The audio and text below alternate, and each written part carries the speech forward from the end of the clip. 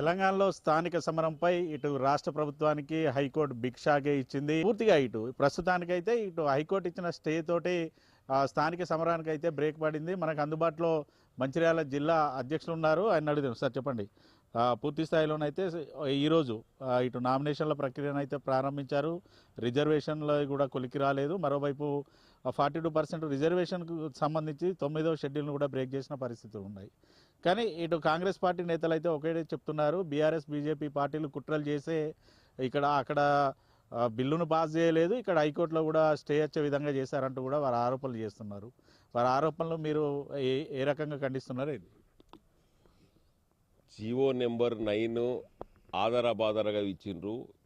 ఎన్నికల నోటిఫికేషను 10 రోజులు ఆగలేరా అని చెప్పి హైకోర్టు ముందుగానే ప్రశ్నించింది. అయినప్పటికీ అప్పుడున్నటువంటి ఆ రోజు విచారణ సందర్భంగా గత 10 రోజుల క్రితము మేము ఏ క్షణాలనైనా కూడా మేము నోటిఫికేషన్ ఇస్తాము అని ఎలక్షన్ కమిషన్ చెప్పింది. ఆ సందర్భంలోనే చెప్పింది ఆగితే వీలైతే 10 రోజులు ఆగండి అని కోర్టు చెప్పింది.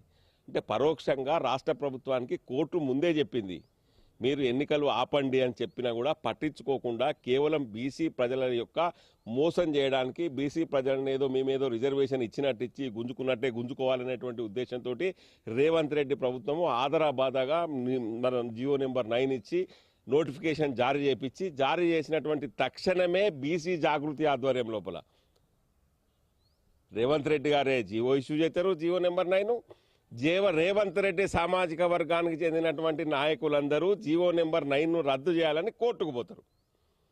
ఇది కాంగ్రెస్ ప్రభుత్వము బీసీలను మోసం చేయడానికి పడినటువంటి కుట్ర. ఎన్నికల లోపలికి పోతే మేము ఈరోజు 6 గ్యారెంటీలు అమలు చేయలేదు, గ్యాస్ సబ్సిడీ 3 రోజులు ఇచ్చి చేతులు ఎత్తేసినాము, బస్సులలో సీట్లు ఎవరికి దొరుకుతలేవు, యూరియా బస్తాల కుంభకోణం జరుగుతూ ఉన్నది, వాళ్ళ లీడర్లు ఎక్కడ పడితే అక్కడ గన్మెన్లు ఎమ్మెల్యేల గన్మెన్లు అమ్ముకుంటా ఉన్నారు, ప్రజలలో తీవ్రమైనటువంటి వ్యతిరేకత ఉన్నది, ఎన్నికలకు పోతే మా ముఖం నల్లగా అయిపోతుంది, మేము ఓడిపోతామనేటువంటి భయంతో ఈరోజు పరోక్షంగా వాళ్ళ రెడ్డి జాగృతితోటి కేసు వేపించి ఈ యొక్క ఎన్నికలను రద్దు చేయించినటువంటి ఘనత, ఆపేసినటువంటి ఘనత ఇవాళ రేవంత్ రెడ్డి ప్రభుత్వం అని చెప్పి నేను సందర్భంగా తెలియజేస్తా ఉన్నా. బీజేపీలకు కానివ్వండి ఇతర పార్టీలతోటి కుమ్మక్కయ్య అవసరం మాకు లేదు.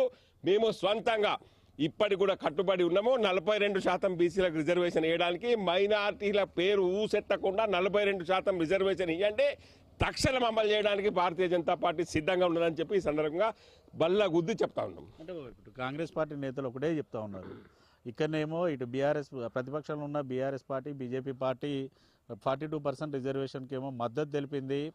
ఇటు కేంద్రానికి వెళ్ళిన తర్వాత రాష్ట్రపతి దగ్గర కానీ గవర్నర్ దగ్గర కూడా ఆమోదం పొందకపోవడానికి కూడా ప్రధాన కారణం కేవలం ఇటు బీజేపీ అనేసి ఆరోపణలు అయితే చేస్తూ ఉన్నారు.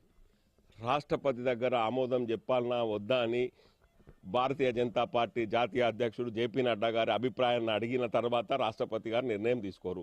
రాష్ట్రపతి గారికి ఒక విచక్షణాధికారం ఉంటుంది. ఏది చట్ట ప్రకారం ఉన్నదా, చట్ట ప్రకారం లేదా, ఎట్లా అమలు చేయాలి, ఏది అమలు చేయాలి, ఏది పక్కకు పెట్టాలనేది రాష్ట్రపతి గారు నిర్వహిస్తారు. ఏ బిల్లును ఆమోదించాలి, ఏ బిల్లును రిజెక్ట్ చేయాలనేది గవర్నర్ ఆలోచన చేస్తారు. అదేమన్నా రాష్ట్ర వ్యాప్తంలో రామచంద్రరావు గారిని అడిగి గవర్నర్ నిర్ణయం తీసుకోరు, కేంద్రం లోపల జేపీ నడ్డాని అడిగి రాష్ట్రపతి నిర్ణయం తీసుకోదు. ఆ మాత్రం సోయి కూడా ఈ కాంగ్రెస్ ప్రభుత్వానికి లేకపోతే ఇక్కడనేమో తమకు మద్దతు ఇచ్చారు, కేంద్రానికి వెళ్ళిన తర్వాత మద్దతుగా వస్తామని చెప్పిన నేతలు కేంద్రానికి వెళ్ళిన తర్వాత రాలేదు అంటూ కాంగ్రెస్ పార్టీ నేతలు ఆరోపణలు. తప్పకుండా మేము చెప్తా ఉన్నాం కదా, 42% ప్యూర్లీ ఏదైతే వెనుకబడిన తరగతులైనటువంటి బీసీలు ఉన్నారో వాళ్ళకి ఇస్తే తప్పకుండా భారతీయ జనతా పార్టీ ఇప్పటికి కూడా డెలిగేషన్ తీసుకొని వస్తే మేము మద్దతు ఇవ్వడానికి వస్తాము. కానీ దీంట్లో 32% బీసీలకు ఇచ్చి 10% మైనార్టీలకు ఇచ్చి పరోక్షంగా బీసీల హక్కులను కాలదనుతామంటే భారతీయ జనతా పార్టీ ఎట్టి పరిస్థితుల లోపల మద్దతు ఇచ్చేటువంటి ప్రసక్తి లేదని ముందు నుండి కారాఖండిగా చెప్తా ఉన్నాం. మేము ఇప్పటికి కూడా అదే మాట మీద కట్టుబడి ఉన్నాం. ఇటు బీజేపీ పార్టీ నేతల నుంచి అయితే మనకు ఒకటే వినిపిస్తోంది, కాంగ్రెస్ పార్టీ చేపట్టిన ఇటు సర్వే కావచ్చు, లేదనుకుంటే బీసీలకు ఇస్తా అన్న 42% రిజర్వేషన్ పేరుతోటి పూర్తిగా బీసీలను మోసం చేసిందని వారైతే చెప్తున్నారు. ఓవైపు కోర్టులో కేసు ఉండగా నోటిఫికేషన్లు జారీ చేసి కూడా పూర్తిగా అభ్యర్థులను కూడా మోసం చేసింది.